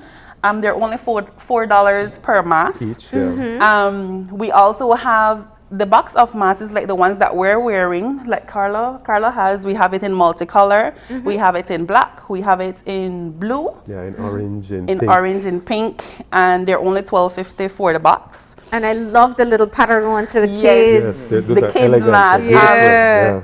Well, you know, I had to pick up one of those for my son. Of course. And they're It the had little actual surgical dinosaurs. ones. Yes. Yeah. It had the little dinosaurs on it. For the girls, it has little hearts on it. They're so very cute and very attractive for the kids, you know. Yeah. And they're all, like I said, all available there at Medisco. And you know, speaking of kids, there's another interesting initiative that Medisco was offering recently, and it has to do with some scholarships. Correct. So can you talk a little bit about that for our viewers? Yeah, that's an exciting initiative we did over the summer. We have a marketing committee. Tamika sits on that as well, along with myself and a few other managers and supervisors. And we do it annually, but we came up with an essay competition for children to write in less than 300 words why they think they're deserving of a grant, a scholarship grant to enter high school. We had 19 essays that were submitted, of which only three were from young men, boys. So a lot of young girls, they wrote. You can see the ambition of wanting to pursue and continue their education. We were only going to select one winner, and the grand prize was a $500 grant to the high school. But we found some impressive essays. It was so difficult, so we ended up selecting three. So the grand prize winner was a young lady, Emma Kuss from Punta Gorda. She wrote a brilliant essay. You can see she articulated her thoughts quite well. And she's going to Juliancho, starting Juliancho? Yeah, she's starting Juliancho High School. But the thing is, I called the high school because I was unable to reach her. And the teachers, they knew her. They were impressed with her. Apparently, she is kind of like a bright child entering. So they were happy. She was happy. She lives in San Pedro, Colombia. So I had to get a number for an aunt. An aunt went to the village. So that's a remarkable story. And yet she found a way to send in a submission for the grant. Yeah. And she won. So she has that disability with one of her legs, but that doesn't stop her from playing sports, from cleaning her environment. She participates in church. So she's well-rounded. So we're happy for Emma Kuss. There's another young lady from Pomona, Kaya Hopun. Her mom is the same. She keeps sending videos of Kaya doing donations, helping her community. She was a salutatorian for her primary school, and she's going to Sand Creek Ecumenical High School. She recently had a surgery on her leg. So despite those stuff, it's impressive to see they have strong wills and they're determined to continue education. Yeah. And the third individual was a young lady from Caledonia, Miss Magania. So I met with her and her mom when we took the prize, and they were so excited. They were happy. The mom was like, wow, are you sure? She's going to Cornerstone Presbyterian High School. So she needed that money for rental of books and to get a device, a tablet. So, I mean, all heartwarming stories and well-deserving. We wish we could have helped more. Yeah. But yeah, that was a great initiative that we did as a team. And we were happy with the essays we wrote, that were written and submitted to us. So you offered them a scholarship? Yeah, a grant. A grant that you paid directly towards the school yeah. for 1 year? Correct. Okay. Correct. So that is great. And I mean, I think the fact that you got entries from all over the country too, that's such an interesting thing. It was. Yeah. It was. Yeah. So that's exciting. We wish we could help more, and probably next year we'll try to dig deeper in our budget to see how more we can assist. But it was good. It was a great initiative. Or partner with other agencies and see how you can get more to them. Absolutely. Nice. Yeah. So what other items can people visit Medisco and pick up for back to school? And of course, back to school means the kids are home right now. Yeah. Eating out the fridge. So if they're eating out the fridge, then they could get a lot of stuff at Medisco, right? Especially the stuff we have on sale. But yeah, there's a lot of stuff that we have, as we mentioned earlier, in regards to the retail items. But as you said, school, I know a lot of school, when you're starting for the first semester, the first term, they usually ask you to bring in typing sheets. And we do sell typing sheets at Medisco. Okay. Look at Marlene's face. Like, is there anything that you guys don't sell? Right. Yes, we do carry at Medisco, we do carry typing sheets that you're able to use for school. But back to school means you need to be as we're all doing, we need to make sure that we're following the protocols. So we have a lot of, as we mentioned before, you're able to get your masks, your sanitizers, your cleaning supplies, and at the school they usually ask for all of these stuff to be taken in when we do go back to school. And hopefully that's sometime soon. But apart from the retail items, you know. As Tamika said that, and getting back to school and some sense of normalcy, we try to encourage our staff members to get vaccinated, just to make a safe work environment for us, as well as when we're doing deliveries, a lot of the hotels, a lot of restaurants are insisting that the delivery personnel has to be vaccinated. So we're happy to say we're 94% vaccinated. Our staff members, you know, they've taken on, we're a close-knit community in Medisco. We spend more time at work than we do at home. So we're happy to say that. And it's a great initiative that the staff has championed, and they've all said, hey, I got to protect myself, I got to protect my children, my wife, my mom, my family. So that's a plus for us. Along with that, we have our 3 locations throughout the country. We have our central hub in Belize City. We have a distribution center in Belmopan that covers the west and the south. They do deliveries every week. And we have a center in San Pedro on Coconut Drive, which I'm happy to say, because the business in San Pedro has grown, we're actually moving to a new location by the end of October at Boca del Rio. We needed more square footage. We needed a better display area. So we're in transitioning over to that, and by end October, we'll be in a new location to serve San Pedro with quicker deliveries, faster service, in anticipation of the hopefully peak season, November, December, getting back to some normalcy with tourism. So the flash sale that we mentioned earlier, that's until supplies last? Yes, until supplies so last. Go today. Yes, so just a reminder, so it's only at our Belize City branch. Okay. But a reminder of the opening hours, we're open from 8 until 5, Monday to Friday. We don't close during lunch, so if you're able to come during your lunch break, you're able to come in. And then we open on Saturday from 8 until 12. We have our WhatsApp numbers as well. Yes, we have. First, we only used to have Belize City. Now we have for all 3 branches. So our Belize City WhatsApp number is 624-1828. For Belmopan, it's 601-7440. And then for San Pedro, 614-7520. Okay. So if I want to WhatsApp and ask if it's available or save me something, that works too? Yes. All right. Yes. And you offer shipping outside of Belize City, or if I'm in Keycocker? We do shipping countrywide. If you're not able to get from one of our branches, we do countrywide delivery.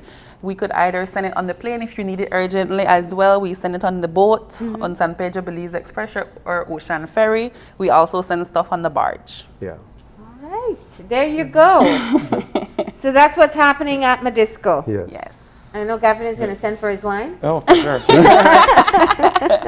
I'm making a list in my head. I'm thinking pizza, cheese. Yeah, you get your cheese platters, you get your tuna, your salmon, you get your wine, and You're after good to 6 go. o'clock you prepare your meal. And just before we leave, as Carlos said that, I just want to tell people to make sure you guys tune into to make sure you like our Facebook and our Instagram pages, because we always post all these amazing deals up there, and we are going to start in September. As Carla had mentioned, Sean is our ambassador, and everybody loves Sean. Yeah. Right? He's going to be we're going to start some 15-minute meal. Yeah. And with products that you're able to purchase at Medisco. You know, sometimes when you get home, you're tired, you don't want to think what to make. Yeah.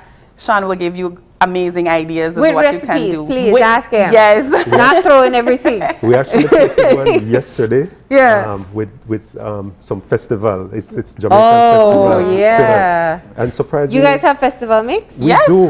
Adding that to All you have to do is Gavin to add doesn't make water. it from scratch for me. I'm so surprised because when Sean and I sat and we did this thing, I mean, it's so simple. We only added water. And I mean, I was amazed how fluffed up it became. But we did it with a cortito sauce made with cauliflower. And when the sweet from the festival and the little acid from the cortito, man, that's like a ceviche right there. It was I'm just trying to figure out why we don't have that here this morning. Okay? Should have done a live demonstration. We'll have to. We'll do that. Yeah. No, and you know, and Sean is a great ambassador. Sometimes I ask him, do they have X, Y, Z? And he checks in and makes sure. But just a great opportunity for people to go and see what all they can get and take advantage of the deals. Yes. All right. Anything else you want to leave our viewers with this morning? Well, we just want to remind everybody about the flash sale. Come in, take advantage of these deals. And like we said, it's only while supplies last. Reminder of our locations. We have 3 of them: Belize City, Belmont Pan on Hummingbird Highway, and San Pedro on 227 Coconut Drive. Yeah. I just want to also say hi to all our staff, especially our salesmen. They're out there putting in that extra work. I mean, it's an entire team, you know, so not only our salesmen, but all our back in our accounts team, our warehouse guys who they're out there delivering the items, our front desk people, you know, everybody. It's everybody's work comes together and makes us successful. Nice. Yeah, and we want to just encourage everyone to continue practicing the social distance protocols, MOH protocols, sanitize, wash your hands, social distance, wear your masks. Yep. And just wish everyone a happy September celebrations. Whatever we may do, just do it responsibly. In a safe manner. Yeah. All right. Well, thank you all for coming in and telling us all about the deals that we can get at Medisco. As they said, it's only until supplies last. So that means don't wait till tomorrow or next week when you remember. Just do it now. All right, well, we're going to go ahead and take that final break now. When we come back, we'll have our wrap-up, so stay tuned.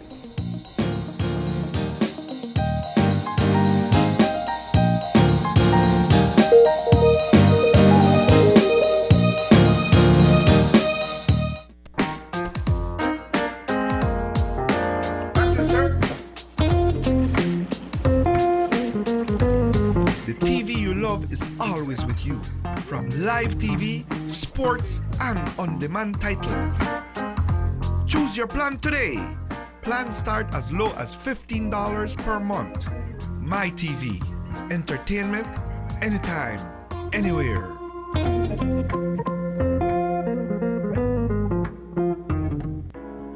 Imagine going through your entire day without the burden and risk of carrying cash on you. Belize's shift to digital wallets has begun with eCash. We can now skip the cash when collecting money or paying for our essentials, all while using a fast, easy, and secure platform. Simply add funds to your wallet via bank transfer or at an agent, and you're good to go.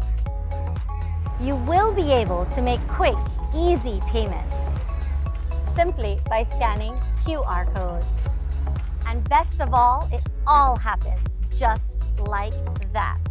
Payments are as easy as clicking a link online or scanning a QR code. Download the eCash app from the Google Play and Apple App Store today and take your first step into a cashless lifestyle. The future is here with eCash. For more information, visit www.e-cash.com or contact us via WhatsApp at 613-0257 to find out more.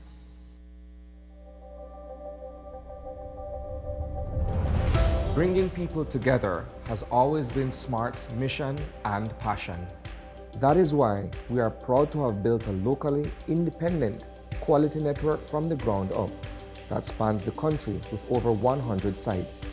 We continue to add more affordable mobile data packages, broadband speeds, and voice services to meet your personal and business needs. SMART has set the standard of true competition with the most competitive prices on all services offered. We invite and welcome you to join the SMART family, where the value for your dollar matters. SMART will continue bringing new technologies, more affordable prices, network expansions, and people together.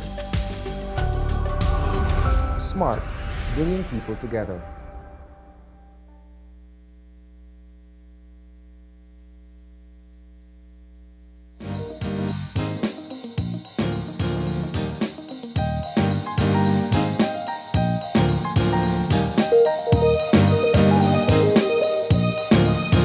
And we're back.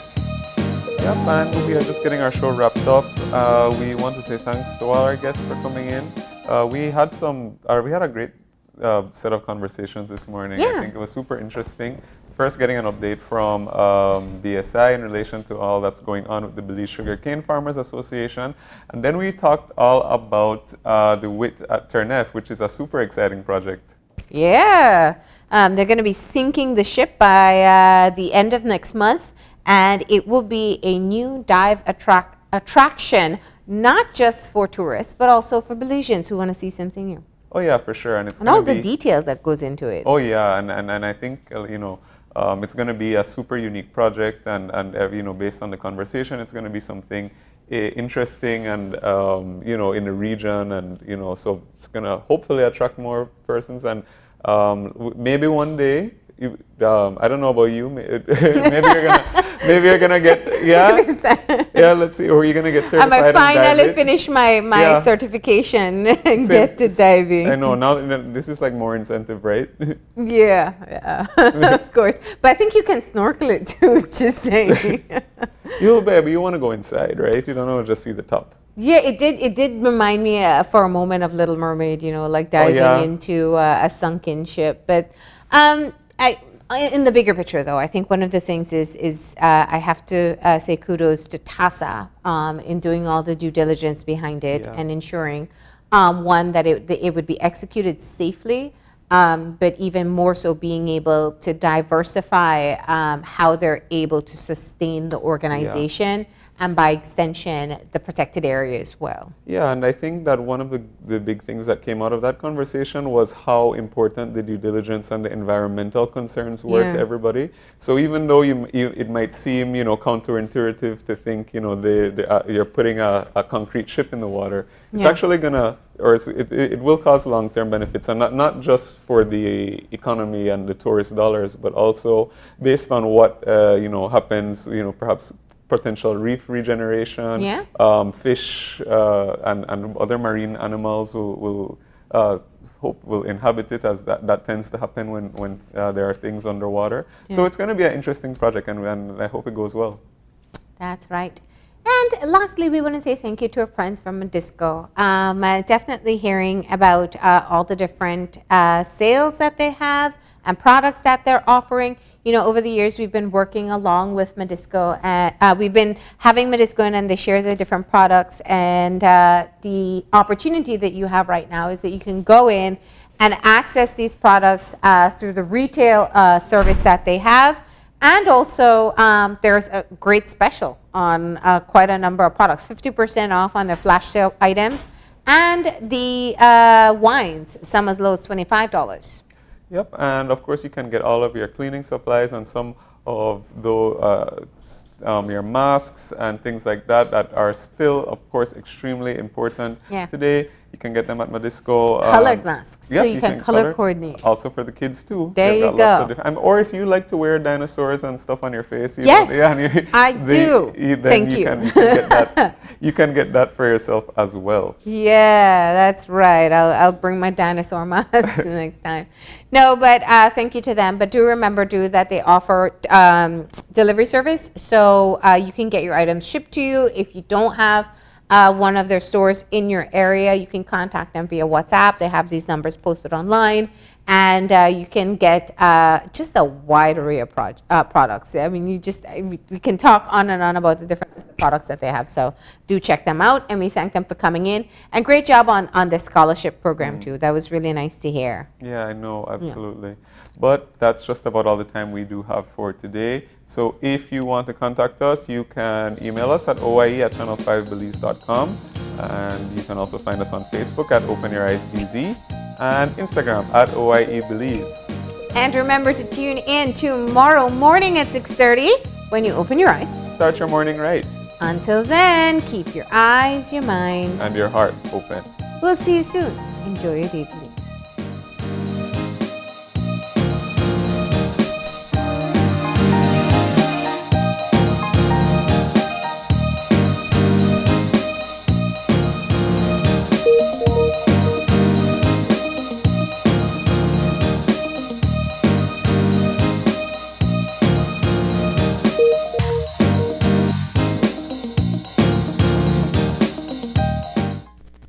Open Your Eyes was brought to you by the Belize Bank. Our country, your bank.